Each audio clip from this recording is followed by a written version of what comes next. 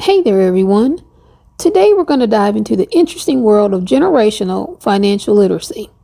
First, let's define the generations that we'll be talking about in the video. Millennials, Gen X, Gen Z, and baby boomers. 1. Baby boomers. This generation refers to people born between 1946 and 1964, which was during their post-World War II baby boom. This generation experienced significant social and economic changes, including the civil rights movement and the rise of suburban living.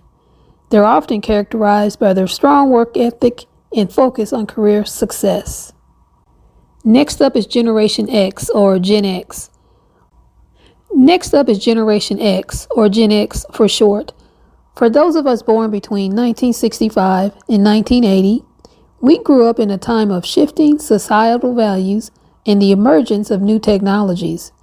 Our generation is often considered more independent and adaptable, having experienced the transition from an analog world to a digital one. We've also been called the latchkey generation due to the rise of dual-income households and an increase in single-parent families. Now, I was definitely a latchkey kid growing up, and I have fond memories of my mom tying the house key around a makeshift necklace on me to help me not lose it while at school. 3. Millennials. For those of you born between 1981 and 1996, you're also known as Generation Y. You are the first generation to come of age in the new millennium. You are digital natives, having grown up with the internet and other advanced technologies. And millennials are often characterized by their emphasis on work-life balance, social consciousness, and a desire for experiences over material possessions. Next is Generation Z or Gen Z.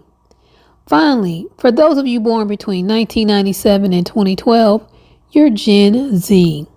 You're the most recent generation and the first to have been raised entirely in a digital world. You have never known a life without smartphones, social media, and instant access to information. Gen Zers are typically viewed as more socially aware, diverse, and entrepreneurial than previous generations.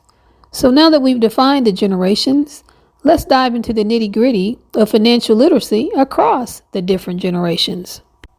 A fascinating study from 2021 showed that 36% of Gen Z adults actually outperformed millennials, Gen X, and baby boomer adults in terms of financial literacy.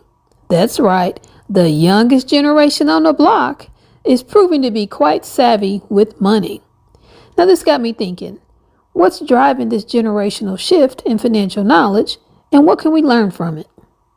First up is millennials and their advanced investing knowledge in cryptocurrency.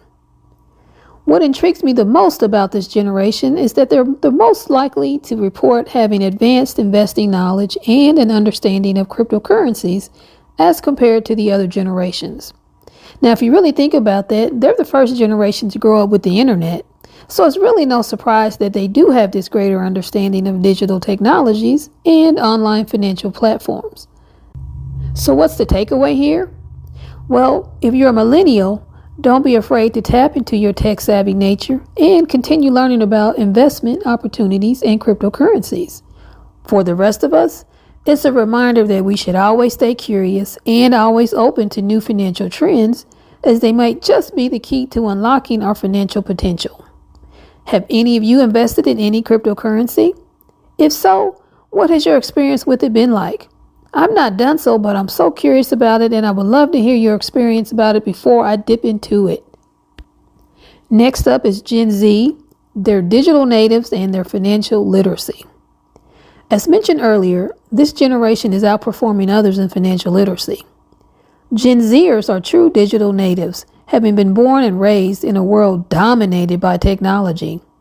This has allowed them to access financial education resources online with ease, making them much more informed about money matters. But it's not just their tech savviness that sets them apart. Gen Zers have also witnessed the financial struggles of their parents and older siblings during the Great Recession, and that made them more cautious and conservative with their finances.